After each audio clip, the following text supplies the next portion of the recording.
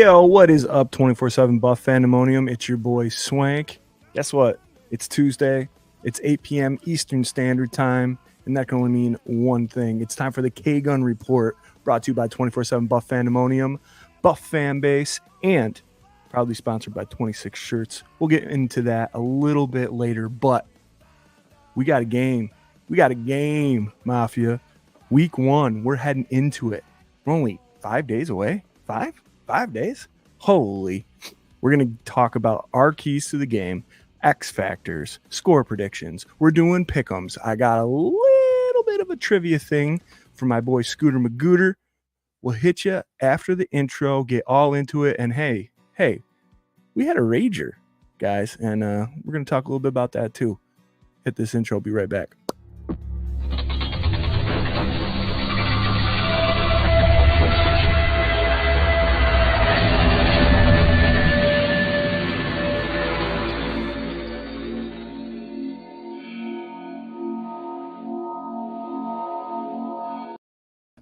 Here we are, and here it is on another beautiful Tuesday. And Scooter, this Tuesday hits a little bit better for me than some of these other Tuesdays. So we got a game to look forward to. God, I can't wait to talk about it. Right over here next to me, I alluded to it. You know him, you love him, my brother, Scooter Magooter. Scott, what do you got? What's up, Bills Mafia? Oh, you hit that. You just hit that like Babbage. You just did this like Babbage. Yeah, it's natural. It's natural. I think he's got the straight brim too. I love it. We're walking.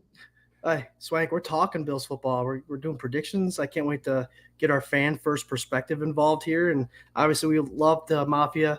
You guys tuning in to join us during this fun time of the week. It's Tuesday, and obviously after the game, win. Oh, Rager yet, my friend? I am, and we've talked about it after the Rager. We go through a little bit of it's over with. Mm-hmm. It was such a fun event. The weatherman, guys, I tell you.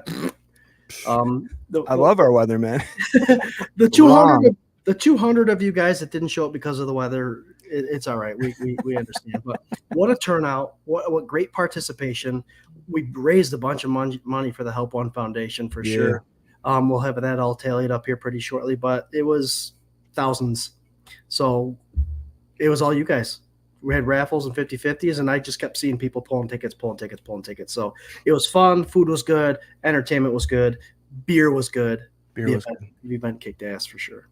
Hell yeah. I see right here. Well, we got Patrick Hughes saying, what's up, Mafia? Regular season finally here. Let's go. We got our guy, John Johns. Week 1 is almost upon us. Let's go, Bills. John Johns and Lisa Johns, two of our favorite people who have been to 3 out of the 4 Ragers since we started doing them, or 2 out of the 4. Unfortunately, couldn't make it this last Saturday, but we did do a shot of moonshine in their honor on air. You can check that out on the 5-hour Rager episode that we did. This lovely lady was there, though. Paulette Brown. Hey, what's up, Mafia? Let's go Buffalo. Hi, everybody. Met Paulette for the first time. Loved it. I think it's so nice to meet you, Paulette. And she hung out for, I think, the whole time. Hell yeah, man. I think she's great. She's adorable, and it was awesome. Let's see. Oh, everybody's saying hi. We got Corey Blaine. Let's go, Mafia. The week, ladies and gentlemen, ready for a great season. Hell yeah, Corey. Hitting all those R's for Jerry in Jerry's honor tonight, dude. He's ralphing in the toilet right now. He just messaged us. He's going to bed. He's going to bed, dude. Night, Jerry. Feel better. We got Lonnie Cook saying hi, guys. Lonnie has been instrumental in all these years of the Rager. Big supporters of us at 24/7 BF, and as well as the mother of our boy Josh Cookie Cook. And both of them huge helps. Mm-hmm. Thank you so much. Lonnie was there helping us set up and kind of direct and organize people, selling tickets and doing all sorts of good stuff. So thank you so much. Lonnie was momming it for sure. Yeah, she was. Yep. She was making sure everything was running smoothly. Thank you, Lonnie. Ellen Lartz, the lovely, Amazing, Ellen Larts. Let's go Bills football. How about that Rager? Rocking great time. Hell yeah, Ellen there again this year. So great to see you. She came in with Paulette, and man, we had such a great time. It was awesome. Cookie, what's up, dudes? What up, Cookie? Just sang your praises. Love you. Thank you. Paulette said she had a great time at the Rager. Hell yeah. Thanks so much for making the trip and coming down. We got Berto. Hello, everybody. What's up, Berto? So good to see you. What's up, Berto? Mary Jane Brown Hughes, ready for some football? My predictions. Oh, she's getting into predictions already. Damn. You know what? Oh, man. All right. A couple people are throwing them out. You know what? Because I love you guys. I'm going to throw them out now. We wait till the end, man. There's this whole drama build that we do. You know, it's very, very professional, if I do say so myself. My predictions, Mary says 28 Bills, 6 Arizona. Damn, no respect. No respect for the rookie, I tell you. I like it. Patrick Hughes says, my prestinction. Did you do that on purpose? Is this a joke I don't know about? 35-21. Ooh, I like it. High scoring. Happy fingers, that's all. Yeah. You can't wait. I was doing the same thing. Kathleen Carlson, go Bills. Thanks, go Bills. Thanks for joining in, Kathleen. Again, jumping ahead of what I wanted to say. Thank you for coming. Also, yes, go Bills. Thank you. We got Catherine Marie. Hello, everyone. How's it going, Catherine? Thanks for hanging out. Paulette, you guys are so awesomely great. Love you guys. Love you too, Paulette. Love you too. Lisa Johns. Hello, gentlemen. Hi, Lisa. How you doing? Hope you're feeling better. Let's see. Corey, 24-17 Buffalo. Oh, man. Your boy. This is Sparta. Only a little late tonight. What up, fellas? Mafia, mount up. Buffalo Spartan, my brother. You were missed on Saturday, my man. You're not too late, 10 minutes? Yeah, you're pretty much on time, dude. Yeah, we're running a little late anyway. Having some technical difficulties, so we've only been on for 9 minutes. So, right. Let's see. Catherine says she predicts that we won't let them get more than 2 TD. You guys, oh my God, just score predict. Everybody is just chomping at the bit. I love it so much. No mas. Yeah. There's a famous boxer that was yelling no mas during his fight. Can anybody in the Mafia comments tell me what boxer that was? No mas. He was getting his butt whipped. Not me. I can't do it. Don't know. Spartan says, missed you all. Glad I was able to catch some of it on the cast. Hell yeah, brother. Let's see. Chris Christian, Swanktastic, half a twins.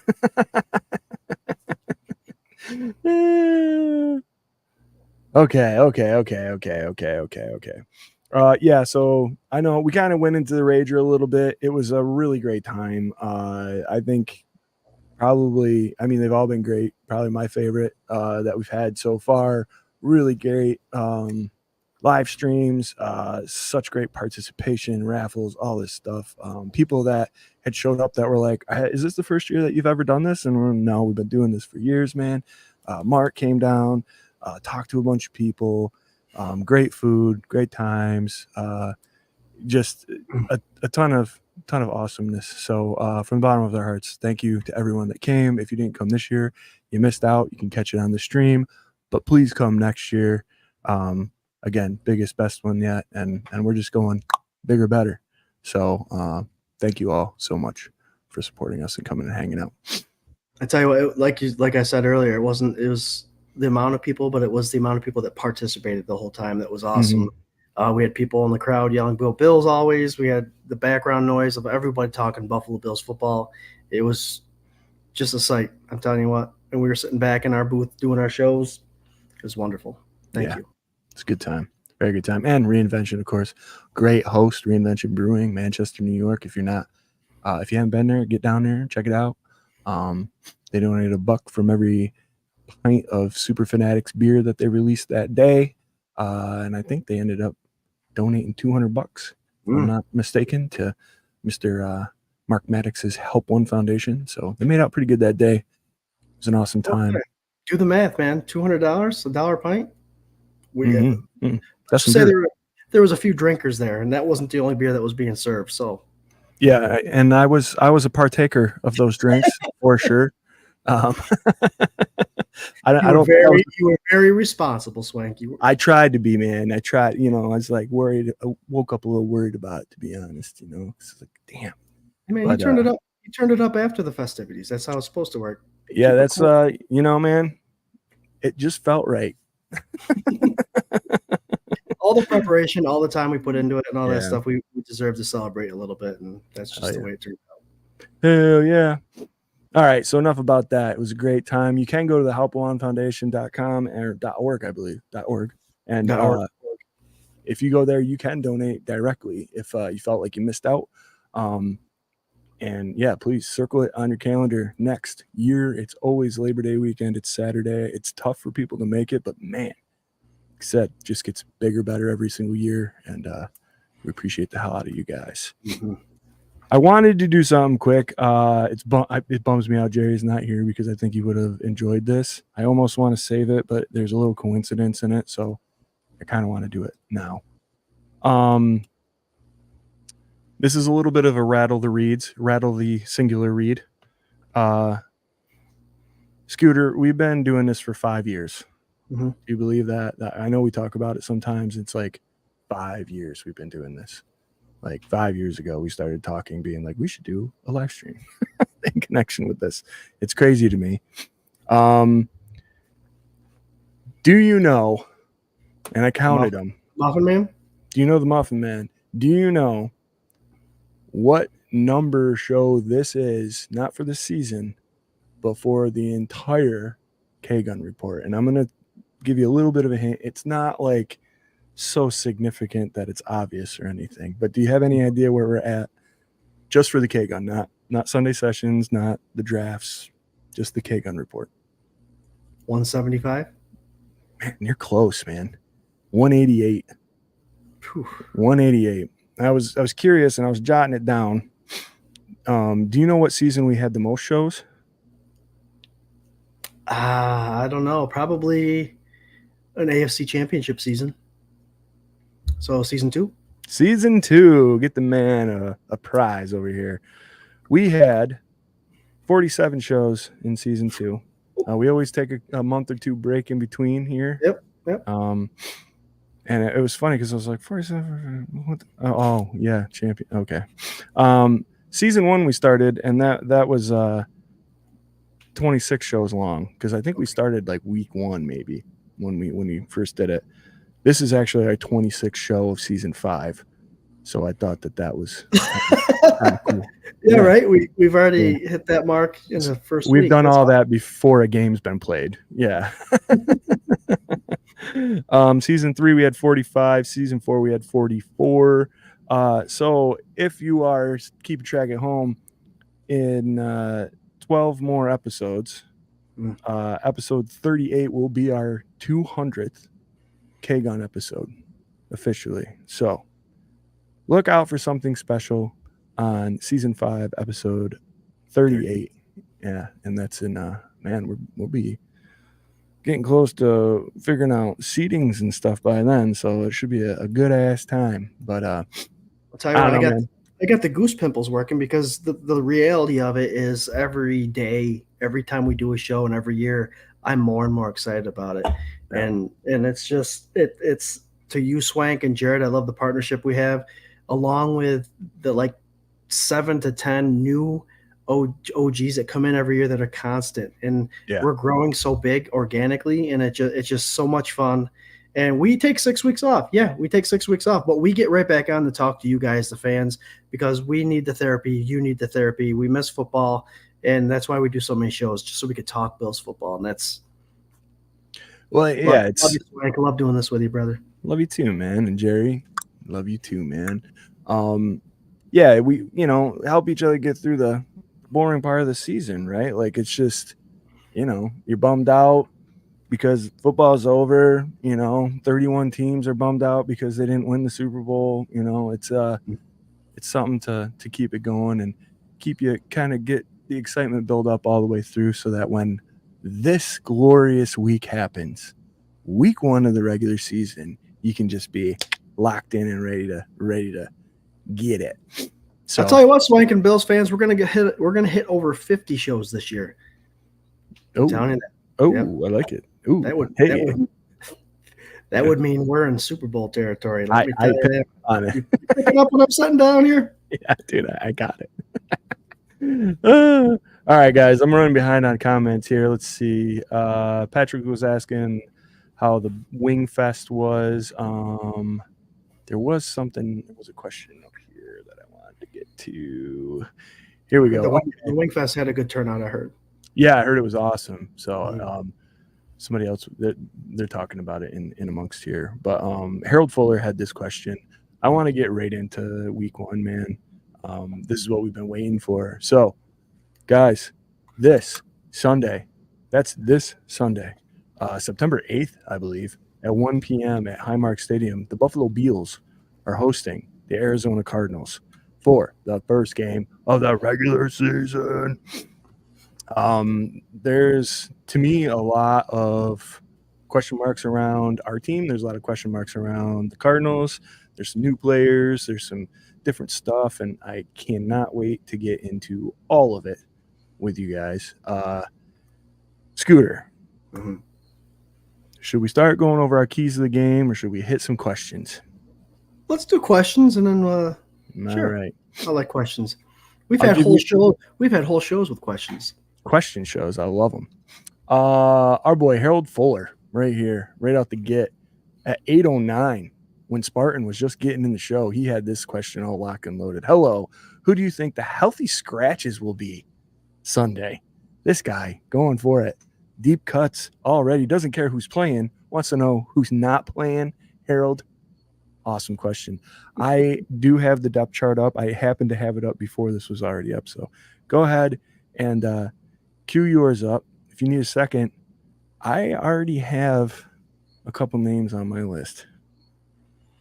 Of the healthy scratches that are on the 53-man right now? Mm-hmm. Yeah, I think there might be a couple wide receivers that are on that list. I agree. You want to go? I know MVS and Samuel are both – they have nagging injuries right now, and we do have the likings of Tyrell Shavers, KJ Hamler on the practice squad. So we've seen a lot of different rosters every week. That's why we do the Sunday session, so we can go over the actives and inactives. So don't be surprised if one of those guys are coming in based on personnel and the fact that we're playing a not very talented cornerback defense in the Arizona Cardinals. So just because of the nagging injuries, these guys got to come in healthy at some point. I'd rather not take the risk this early in the season. I'm agreeing 100% with MVS. I think MVS will be a somewhat healthy scratch. I think Curtis Samuel plays. I think he's there. I think they're just being real cautious with him. Mm-hmm. But MVS, yeah, I absolutely agree with that. One of the other names that I had, and it might break some hearts, but I think our boy Buffalo Joe is going to be on that list of healthy scratches. We'd all like to see him suit up week 1 home opener. Maybe I'm wrong, but I have a feeling that he's going to live there for a little while unless he really gets a shot and you see like a week 3, week 4 elevation and he pops and shows a lot more than somebody else that's been on the field, has some good practices. Maybe you see him get in there. But I think Buffalo Joe is going to be on that list too. And I'll throw in Cole Bishop, our rookie out of Utah. He's right now on the starting roster. A free agent, really good free agent as far as I'm concerned. Kareem Jackson, I think, may be seeing some playing time this week. Again, it's an injury. It's one of those things that Bills in the past have brought in or kept players. Well, obviously we know the Von Miller story, him coming back too early, but this early in the season, I don't see them tempting any of these injuries to make them worse. So Kareem Jackson wouldn't be a bad fill for now at free safety. Yeah. Popping back to the offensive side of the ball, I don't think you see Cedric Van Pran-Granger suit up either. I think he'll be another healthy scratch. Other than that, man, I don't know. I mean, is there an edge guy? You got 6 dudes. Is there an edge guy you don't think, Solomon or Two-Hill maybe? I don't know. I'm going with the Two-Hill. I think Yeah. he'll probably say he didn't play till later in the season. He got his reps. He earned his spot because he showed on film what he could do. But that might be the healthy scratch. Javon Solomon played all of preseason, and he's on the. I don't see him. He's nasty too. Yeah, I don't see them getting rid of him. I don't see them benching him. So if out of the two, if they are going to put someone on inactives, I would guess Two-Hill. Hell yeah. All right, guys, let us know who you think your healthy scratches are going to be. I'm going to try and catch up on some comments here. We got RT, Ryan Thomas from Thomas Takes Sports Podcast, but fan-based brethren.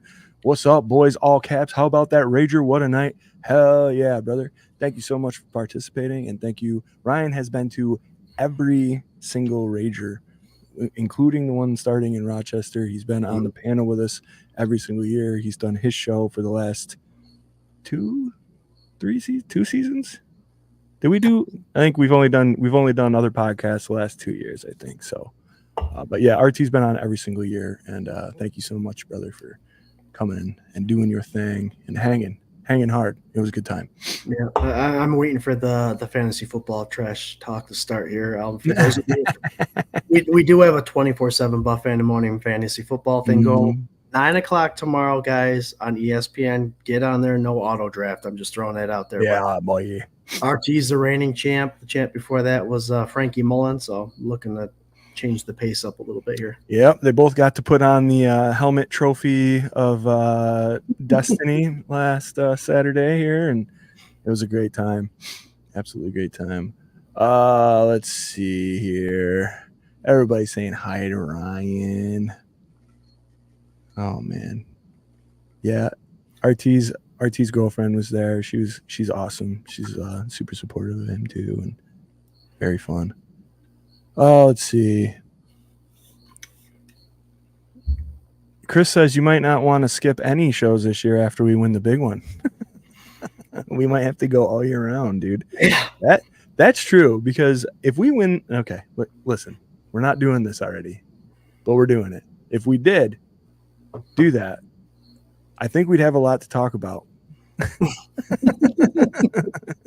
Just a little bit for those next couple of weeks. I think we might only take like 2 weeks off, but I'm going to the parade. If it goes, I'm going. Like nothing's stopping me. And then we got to do a show on the parade experience. I mean, that's just everything Buffalo, man. That's what we're about. I like it. Look at this, Pat. They're talking about the 200 episode thing here, right? Patrick Hughes, you should also do a charity thing for the 200th show. Swank, Scott, and Jarrod raise money, and the lowest money raiser goes through a table.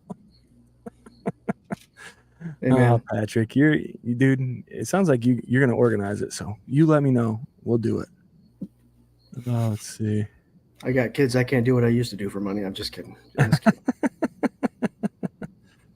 Here we go. Marianne Calabrese, what is the status on all of the injuries? Ooh, all of them.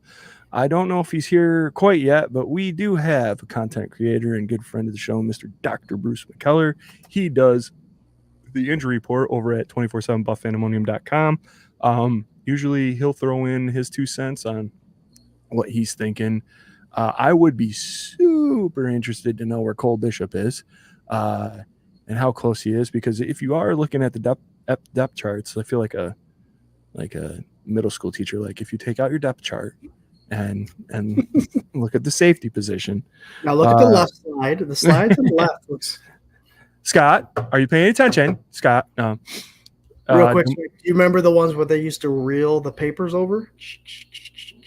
Did they have that? Yeah, overhead. It was a projector, but they had paper. Paper. And they would write on the paper. Once that was full, they'd crank it, and the new sheet of paper. Oh, maybe. Yeah, I think I do remember that. Maybe elementary school. I was only a year below you. It had to be the same thing. Yeah. You're right. Let me see. Jeremy Blair. Did you order the code red? I'm entitled to the truth. You can't handle the truth. I ordered the red, white, and blue, baby. Let's go, Buffalo. Sorry, guys. Getting freaking pumped for this year. Keep doing your thing. Bop your bop. Hell yeah, Jeremy, dude. You're on it. He's fired up. Dude.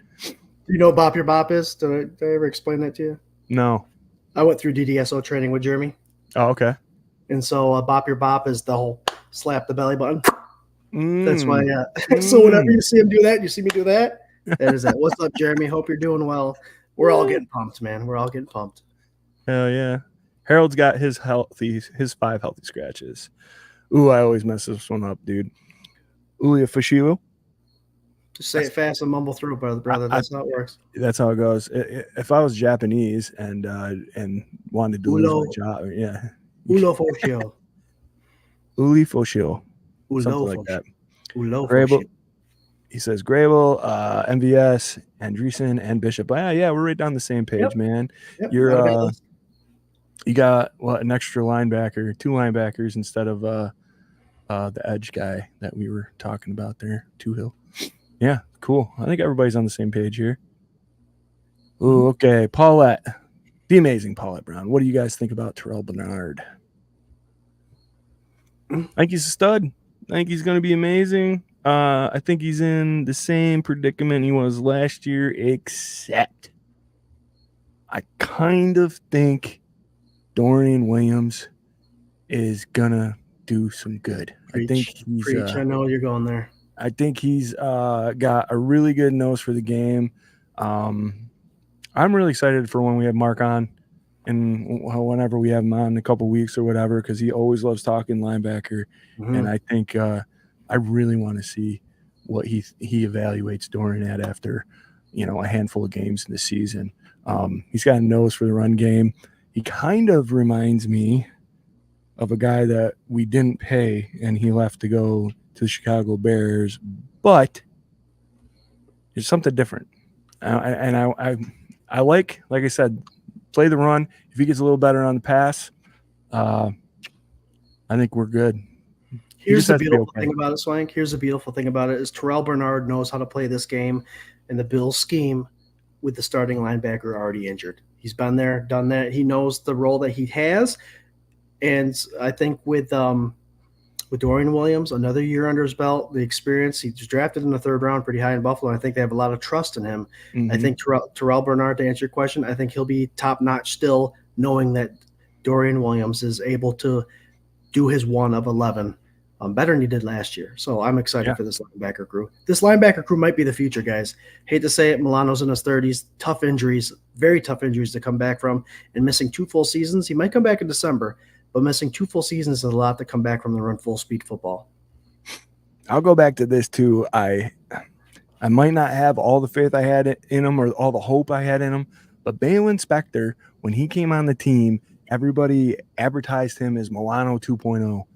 I think his body type is similar. You're never going to get another Matt Milano, right? Like exactly a Matt Milano. But we know one thing, dude. McDermott can coach the hell up out of linebackers. So let's see, man. We got all these young guys. We got undrafted Buffalo native free agents coming in here and making the team. Who knows what's going to happen? But it's always just one position I never overly worry about. Even when Edmonds was here, it was like he's still a good linebacker. He just didn't do things the way we wanted to do them 100% of the time, but I still think he was like average or above, probably above average, right? Yep. So Patrick Hughes, I know you have a show Sunday, but will Swank pop in for Sunday Sessions episode 1? You are the segue king, my boy. This week, Sunday, you will have the debut season 4? Mm-hmm. Season 4 of Sunday Sessions, featuring myself and Scooter Magoo and our good dude Ryan Thomas from the Thomas Take Sports podcast. It goes live at 11:30 a.m. We give you all the inactives. They come out right as we're on the air. We give you our hot last minute takes, score predictions, all that stuff, quick questions. I do not know if I will be on it for the first one. I have a Sunday show that I have to go play, unfortunately. Well, not unfortunately. It's a great show. But, it's a little conflicting to my Bills blood that's running in my veins. Scott has actually been generous enough to hook me up with an account to where I can watch the game. So I'm hoping to not see or hear anything between the time I play and the time I get home. It's like that Seinfeld episode. That's what made me think of it. Have you seen that one where he taped the Mets game and he didn't want anybody to tell him? And then he got a phone call right as he was sitting down. Yeah. Or Kramer came in or something stupid. Yep. That's probably what's going to happen to me. Like somebody's going to walk in my door and be like, "Oh, did you see this?" Like, no. So yeah, I'm gonna try like how I won't miss another one. I can tell you that. But yeah, I'm hoping to at least pop in. So I have to be over there a little before 1. So otherwise, Scooter and RT, they'll take care of you for sure. It'll be a great time. We'll hold it down. Oh, hell yeah. Oh, let's see here. Oh, boy. Corey Blaine. We're at 8:30. We're going to have to hit our keys and pick'ems and all that stuff here. We'll give the questions another like 5 minutes, maybe 4 or 5 minutes. Corey Blaine, there's only 2 of us, so we should be able to fly. Yeah. Do we think Hyde signs back a few weeks in? What do you think, Scoop?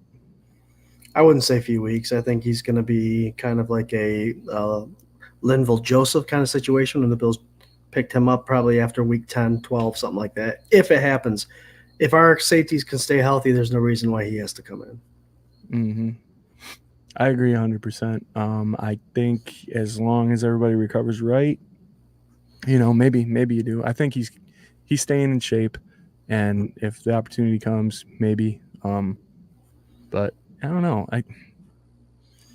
Nostalgia for me on this team, like I love Micah Hyde, but I kind of am just like want to turn a page and see if we need him, bring him back. He doesn't remind me at all of like bringing Beasley back that last time, like which was useless. This is like more. I could see the value in it, but I think I'd be happier knowing that these guys have developed into what we want them to be, or at least trending in the right direction, so we don't have to worry about that relying on people we relied on in the past.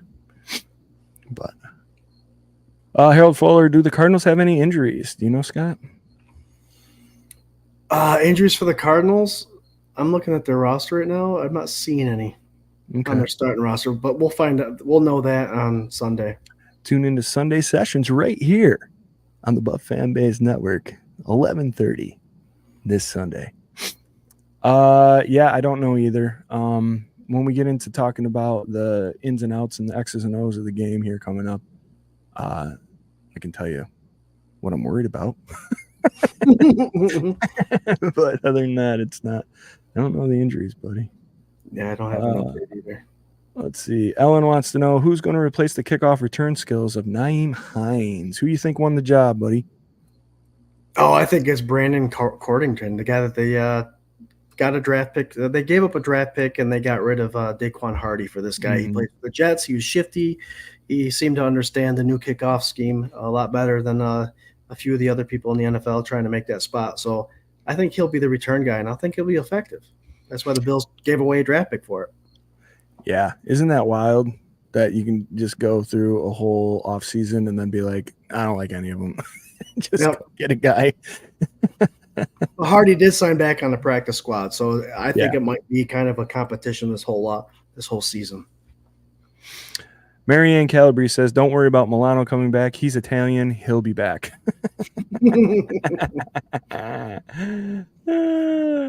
Lou RQ says, I'll give you a hot take, Swank, with a winky face. What, Lou? What's up, Lou? How you doing, brother? Hope you're living well out there. Colorado. All right. Here we go. People are chomping at the bit, I think. Week 1 versus the Cardinals. Guys, we've changed it up a little bit this year. We're doing our keys to the game, offensive and defenses, an X factor, and our score predictions. So we'll get into it, but we don't want to beat a dead horse and go over every single guy and every single crazy half-concocted theory or take that we have. We just want to give you the meat off the bone. You know what I mean? So let's start. I think, man, let's go offense. let's start about our keys to the game offensively. What did the Buffalo Bills have to do? What is the key to the game, according to Scooter Magooter, for our offense this Sunday against the Arizona Cardinals? Sunday. Joe Brady has a half a season under his belt. He can't make this too big of a situation, but he's got to make it a realistic situation. The Bills came out and started slow against the Jets last year in the home opener, a game they should have won because Rodgers got hurt in the first 3 plays. Granted, they played a quarterback that they weren't preparing for, but you know what Kyler Murray can do outside the pocket. You know that this team likes to run they pass the ball quite a bit, 65% of the time, and they've got a rookie wide receiver out there. So. Offensively, I think you need to start hot. You need to put points on the board. You need to push away this Tyler Bass missing field goals at practice and just put touchdowns on the board. Score touchdowns. Mm-hmm. This offense is drafted and brought in free agents to make it so you can score in the end zone. Keon Coleman, our big wide receivers, Hollis, we have the size. We need to score inside the 20. If you could do 6 instead of 3, you're going to be successful, and that's coming down to Joe Brady being able to call an offense inside the 20. So that's my key to the offense success against the Cardinals for sure. So you're talking basically red zone. Red zone offense. You have scoring TDs. We can drive. We have a lot of options, a lot of playmakers on the field. Curtis Samuel's healthy. He runs the ball. So there's not a lot you can pinpoint that's what the Buffalo Bills are going to do offensively and stick to that and win a game. You have to cover everything, which means you're going to play a little more of a safe defense. But once we get inside that 20, once everything gets narrowed down and the field's not as long as you can use the sidelines and the back of the end zone as part of the defense, this is when Joe Brady needs to come up with an offense that can put the 6 on the board instead of the 3 for sure. I like it, man. I like it. I think they do. They have it in there. They can push it in. They were the best red zone team in 2022 or whatever. They go down there, they put it in every time. Mm-hmm. I like it. I like that take a lot. I think for me, mine goes hand in hand with yours. I think what we have on this team right now are short-handed, short yardage, meaning 5 to 10 yard guys that can catch the ball in the middle of the field or can take short passes and get yak and open this up so that we don't have these 2 deeps covering so long and maybe we can beat the middle of it up so much that we can start getting Shakir snuck out. We can get Keon Coleman out a little bit longer. We can open that deep stuff up. I think right now, the way this team is built and the way Joe Brady's calling this offense, you're going to see us beating them up in the gut and with a mixture of short passes and running game and just softening them up and then taking those advantages downfield when they come open. I think you got a 7th-year quarterback who has always had a chip on his shoulder. This year, he's overrated, which, we talked about at the Rager. I don't remember, where was the transition because he was underrated for the whole time that, as far as we've been a part of this 5 years, underrated. Nobody's giving him respect. And now all of a sudden he made a jump. Like when was he ever just so great that he's overrated now? Like nobody's giving him Wasn't this by his peers too? Yeah. That burns even more. That burns a lot more. Well, you got to think he's jumped over a lot of guys. He's made a lot of teams look stupid, Mr. Josh Allen. So you're making a lot of enemies like that, and I'm quite all right with it. But for me, I think a combination of short passes over the middle, some passes outside to our running backs, the running game itself, any wide receivers, man. Get Keon Coleman in that game. Get his hands on a ball or two. At short yards, get him comfortable. It's the rookie's first big NFL game, But I think all of that equates to what you're saying. Long, methodic drives, march right down, score within the 20. I love it. I think you can do that. Yeah, who's going to stop you? You know what I mean? Like I said, they have the offensive firepower to drive down the field. It's just when the field becomes narrow and you can use the back and the sidelines as an extra defender because that's what they do. You got to draw up some plays. You got a lot of talent. You got a lot of different plays you can call with this talent that we have, the Buffalo Bills. So it's all on Joe Brady. Really quick, before we go to the defensive side of the ball, we have a special guest in the comments right now. Handle Lori L. Dub Win says hi. Next one. Remember me? It's Eli. What's up, Eli? Oh, bud. What's up, buddy? Yo, you might recognize Eli from such shows as the Rager Special last Saturday, giving all the hot takes. Eli came behind the table and man, awesome. Did an awesome job. We clipped a little clip of it. You can check it out on our social medias and stuff. Yeah, it was awesome. Eli, hit us with your take. I had this idea. The boys and I have been so busy we haven't really talked a lot today, but I've been thinking because your mom was talking about, kid in the street, kind of like whatever. Eli, if you want to videotape your score predictions each week and send them to us, I will post them and we will absolutely discuss them right here on the K-Gun Oh, hell Report. yeah. I think Eli's got to be our kid in the field, man. Fresh Mafia blood in the field. That's it. Oh, hell yeah. Love that idea. That's great. Yeah, he was killer. Awesome. Also, our boy Doug, his son Cooper, great takes all day long. Awesome.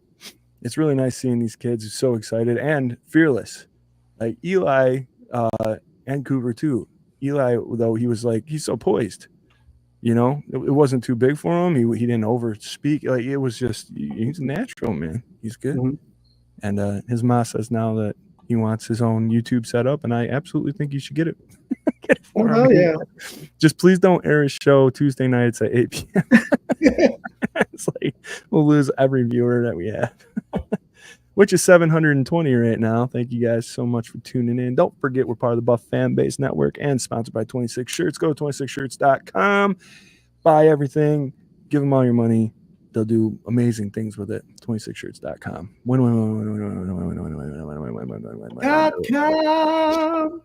Nice.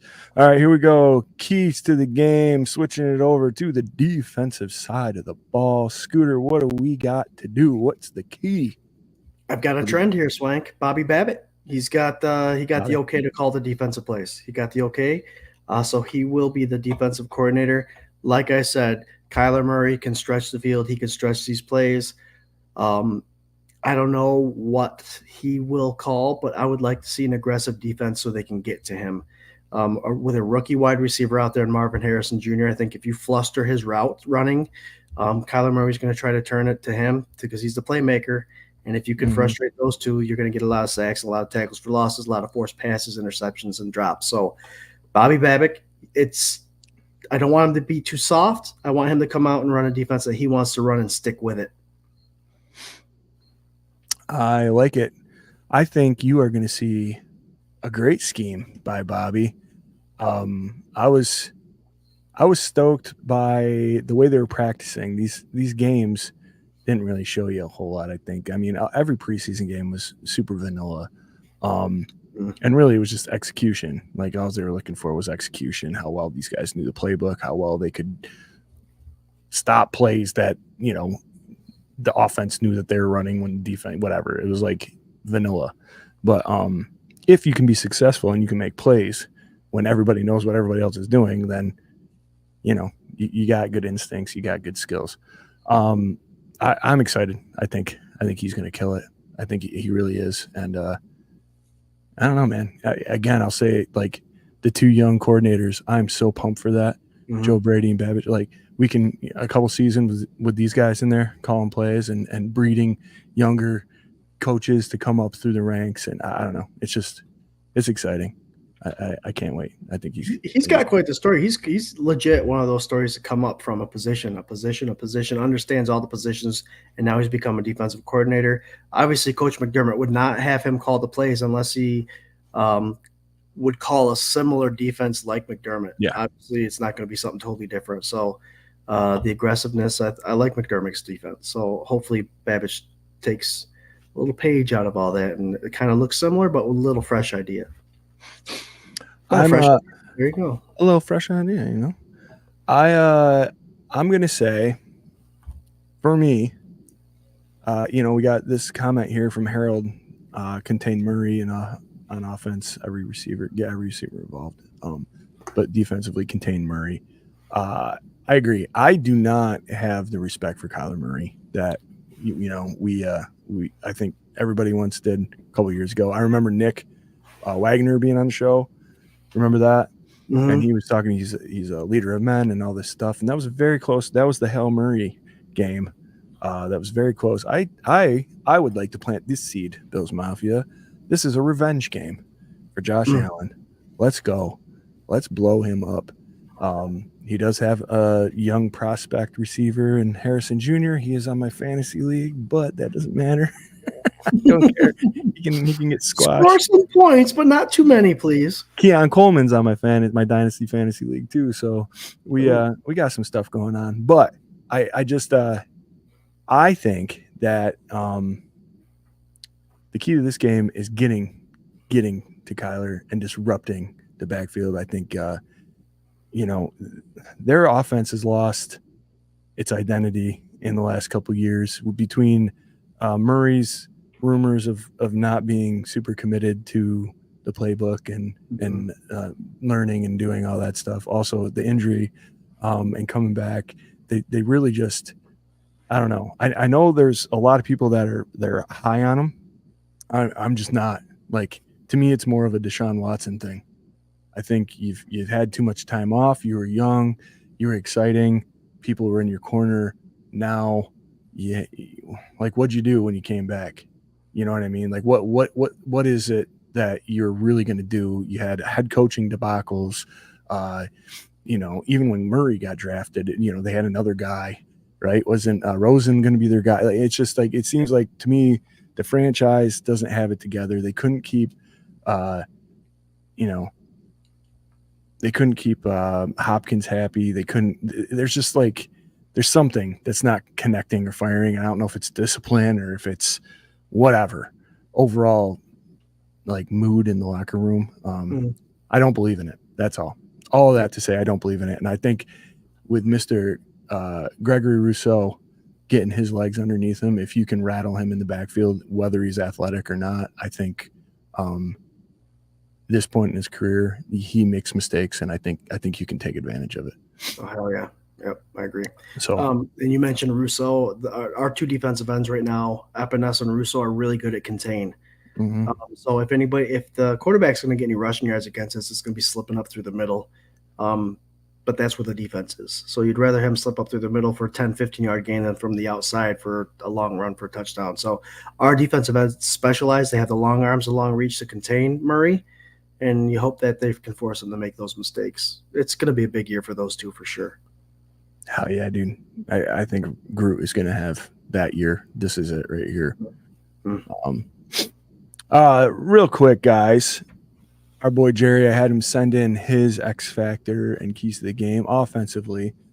He's saying Bass making field goals, 4 out of 4 is his prediction. If offense struggles to find the end zone, that pretty much goes against everything that we just said.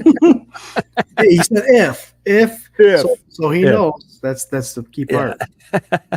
I like it though. That is, high scorer on your football team every single year is your kicker. So he's got to be there, and there's been some fog around him. So let's get that cleared out and make him automatic again. Mm-hmm. Maybe that's a shirt we should do. Make Bass automatic. Make Bass automatic again. Yeah. Hey, there you go. Be a MBAA. No, MBA. Instead of MAGA, it'd be MBAA. MBAA. Make Bass automatic again.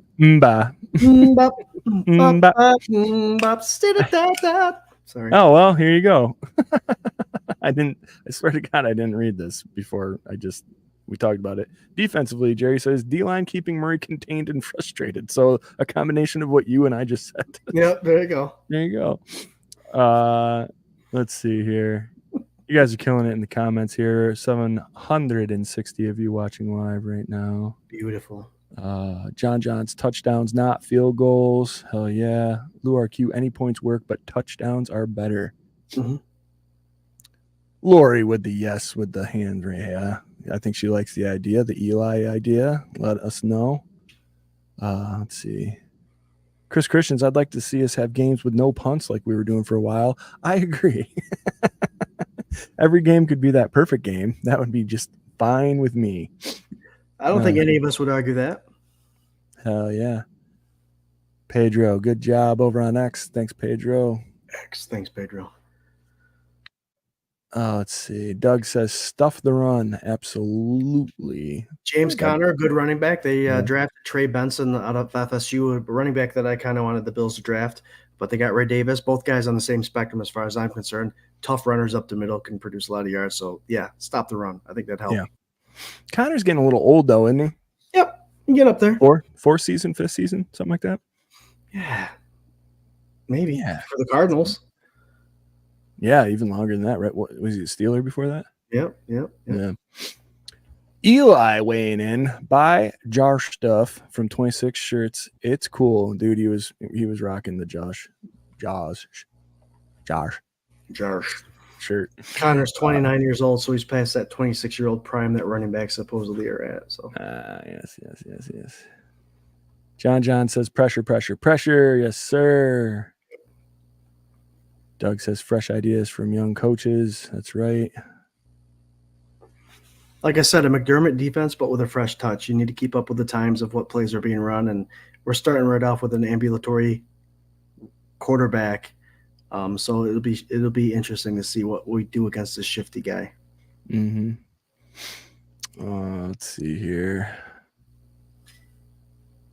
Paula says Buffalo Bills need to feed those Cardinals not only bird seeds, but their buffalo wings to show their spicy side with lots of touchdowns. That was a mouthful, but I got it. I got there. Nice job, Paula.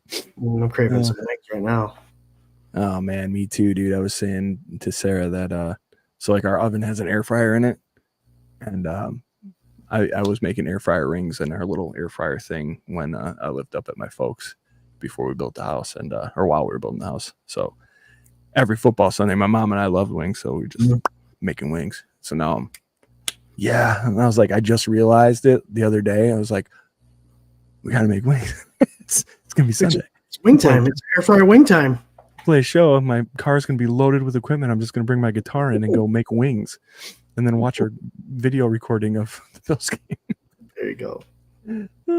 All right. Let's go X Factor, guys. And how about we start with Jerry's, huh? Jerry says his X Factor is Babich calling the defense. Can he establish a rhythm early and keep Arizona offense flustered? I'll ask you this real quick because Jerry's sleeping right now. What do you think making that offense flustered looks like, Scooter? Since my X Factor was Bobby Bagbitch as well. Are you guys twins? It is. And guys, I think with him, we're going to be calling him Bobby. He's a bad bitch, man. That's the way it's going to be, because flustered is keeping it not consistent. I think we're going to see blitzes, and then I think we're going to see everybody dropping back with a three-man pressure, even Russo or Epinesa dropping back to cover the flats. I think the Cardinals are used to passing the ball a lot because they were 4-13 last year and they had to come from behind a lot. I think Babich is going to make it very frustrating by showing a lot of different schemes. Again, I think McDermott is giving him the helm because he understands the defense, and he's not just going to pick a 4-3 defense that runs a base defense. So keeping Murray guessing for sure. Yeah, I like it. I think this is an advanced kind of defense that can obviously fluster MVP level quarterbacks and Super Bowl quarterbacks. So again, my respect for Kyler Murray. Absolutely, he's an NFL quarterback who has had flashes of greatness. I ask you, when is the last time you saw that flash? Because I would say it would be the Hail Murray. I would say it would be way back then, and we're playing them again now, which means that was 4 years ago. So anyway, my X Factor, I'm going offense. I know it's fun. It's weird this year because, like, I think with the changes on offense and the question marks there, and then the change on defense, usually I feel like we're talking about offense a lot more. This year it seems like we've been kind of leaning more towards defense because the veterans leaving and that kind of thing, and kind of the changeover There's a lot of question marks. Yeah.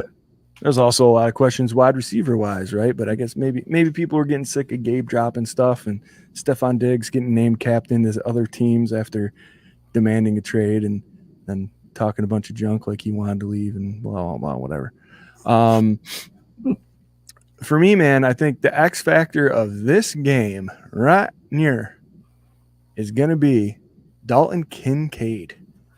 I think Mr. Kincaid is going to show the whole world what he was about towards the end of last season and what he's going to be about for the next 10 years in this league.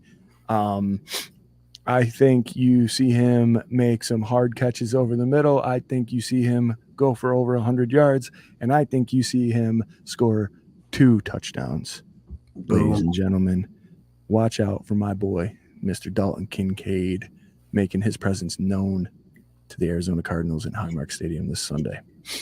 There hasn't been a lot of talk about him, which is surprising because I think he's going to be the key mark stud of this offense.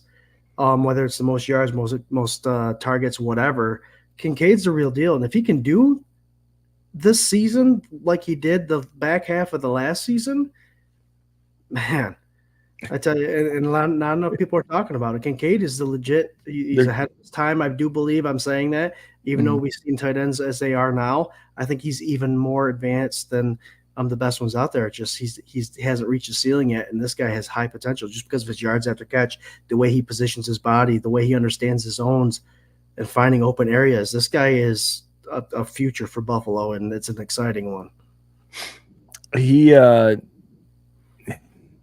He's got good hands. Mm-hmm. He's young. He can get open. He's got a great attitude. Obviously, a great connection with Josh Allen. I would say that he's going to be the receiving leader this year for the Buffalo Bills. I think a lot of the distraction is, and it's not a bad distraction, so please don't like use my words against me or whatever. Keon Coleman, the question mark around Keon Coleman, him being a rookie, what's he going to do? But if you're looking at the depth chart, as I am right now, Keon Coleman is like wide receiver 4. Yeah, like, if all your question marks are revolving around this second round rookie that is the 4th wide receiver, then you're not focusing on the right thing as a national NFL pundit or a rival defensive coordinator. And I hope that he comes out and he comes in and he's just the best thing ever. We've seen it happen before. Josh Rosen was supposed to be lights out. What if Marvin Harrison Jr. is Josh Rosen and Keon Coleman is Josh Allen? It could happen. We don't know. Yep. We just don't know. So, God, don't clip that. There'll be somebody that clips it. Well, you're right. So I've seen a lot of depth charts, and the starting X wide receivers Hollins, and the other 2 receivers are Shakir and Samuel. Yeah. So hey, it is what it is. I mean, we all know McDermott doesn't really start rookies, so we'll see what happens. Yeah, and again, we talked about that though. Like, I mean, I think that was a narrative for the beginning, probably the first 5 years of his career. But if you're looking at last year, I mean, Dalton Kincaid got a lot of touches, a lot of receptions last year, a lot of targets. So I think, and we talked Osiris Torrance started damn near all year, so maybe that's shifting, and maybe like the James Cook thing. I keep wanting to say Josh Cook, the James Cook thing. Maybe there's something more to that than we thought, originally. Maybe that's exactly what he needed. And, he stepped up and now he's a big stud. So we'll see what happens. But, those are our X factor. What do you got, buddy? We got Harold saying Von Miller, is he back as his X factor? I like that, man. Doug says the offensive line as his X factor. Corey says Shakir. Not a lot of people talking about Shakir outside of Buffalo. That dude, best catching percentage rate in the entire NFL last year. Worth noting of the no-name wide receiving core that the Buffalo Bills have right now. You're going to find out that there's a lot of factors that can be an X factor, and that's quietly why the Bills are going to be so successful this year, because we do have a lot of that talent around. Corey Blaine, it is overtime. That's right. It's overtime. That means that we go past 9 o'clock because we're unprofessional and we just like talking, and it's week 1, baby. And we're going to sit here and do our thing. Appreciate you guys hanging with us. And 816 of you, Buff Fan Base Network. Go follow everybody on the network. Also, sponsored by 26 Shirts. Go to 26shirts.com. Give them all your money. Alan says Kincaid from Swank's mouth to God's ears. Hell yeah, let's go. I'm telling you, he's special. He will be special for sure. Mm-hmm. All right, let's do some score predictions, folks. I know you already put them in there, a lot of you, but let's roll it. If you get them up there and I can catch them, we'll do it. Scooter, go ahead. What's yours? You know me, I like blowout games, but after seeing how the Bills have treated week 1 in the past couple of years, I am going to keep it closer, 24-21. Obviously the Bills win, but it's week 1. Jarrod says it all the time. A lot of these starters that don't play, it takes them 3 to 4 weeks to get adjusted. That's why we see a lot of upsets in week 1. So scores may be closer than what you planned. I'm keeping it a 3-point game. It may be the Bills jumping up top quick and then the Cardinals coming back later on. I like it. Corey Blaine says 24-17. I'm assuming Bills. Mm-hmm. John John's 24-3 Bills. Guys, this is great practice. Week 1 practice. Score predictions. We got to get back in the flow of things. Don't be surprised if there's 35 plus they'll put on for the Buffalo Bills. I'm just saying. No, you ain't listen, man. Either you're here or you're here, man. 24-17, Paulette Brown. Hell yeah. Jarrod said his score prediction, Arizona 17, Buffalo 15. No, I'm kidding. Buffalo 29. Almost got Jerry in trouble. Arizona 17, Buffalo 29. That's a kind of an odd score. How do you get 29? Must be 2 point somewhere. Guy knows a lot about football, but why is he giving a team a score that never happens? I don't know. I don't know. He's going for what is that? It's like scoregami. Don't they call it that? Yeah, he probably had one of his kids pick the score for him. Doug says 27-10 Bills. Josh Cook 35-17 Bills. Josh, yeah, you know what? It was almost a spoiler alert for me. Ladies and gentlemen, Swank score prediction.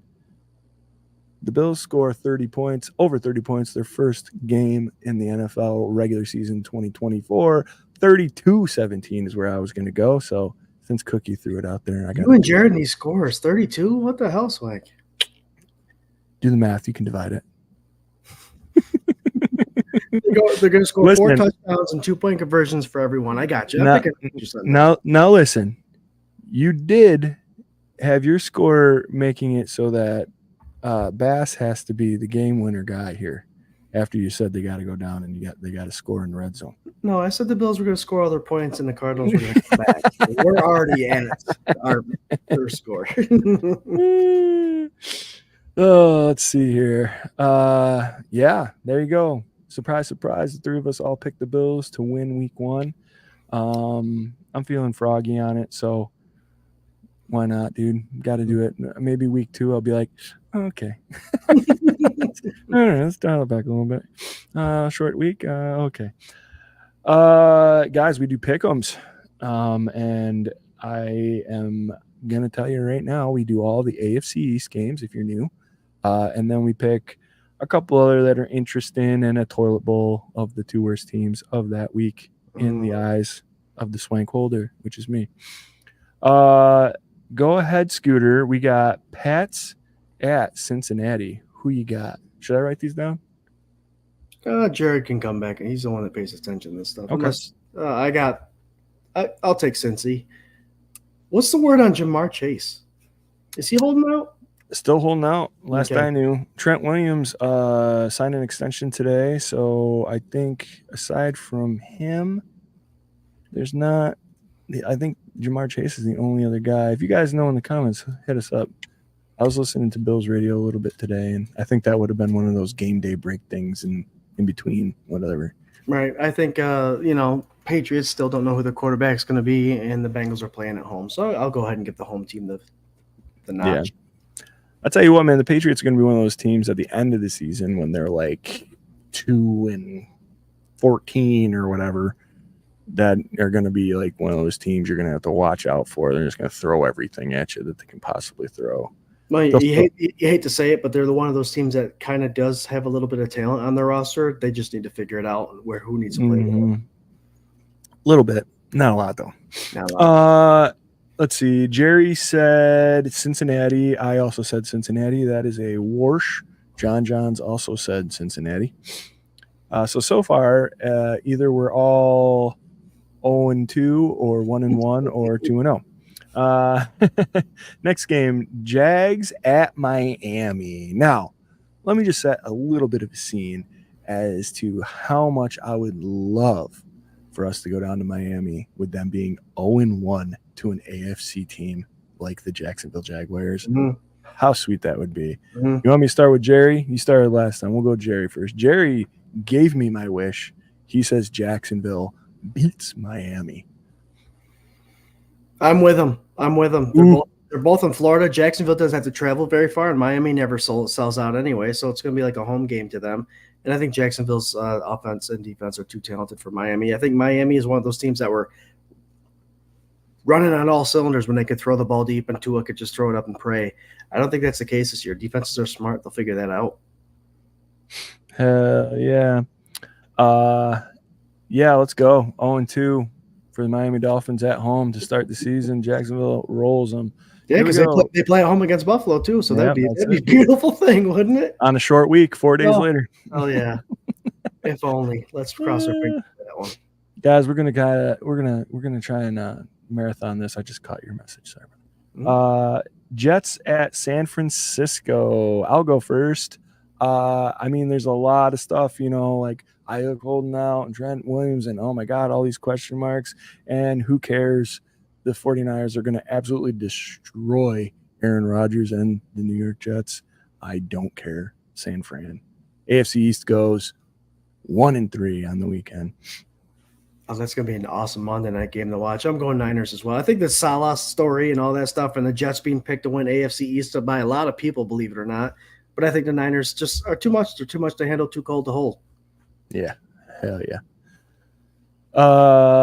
Jerry also picks San Francisco. I picked the marquee game that kicks off week 1 of the regular season this year. Baltimore at Kansas City. There's a lot of games in the AFC that really kind of could have a ton of effect on later on during the season and playoff rankings.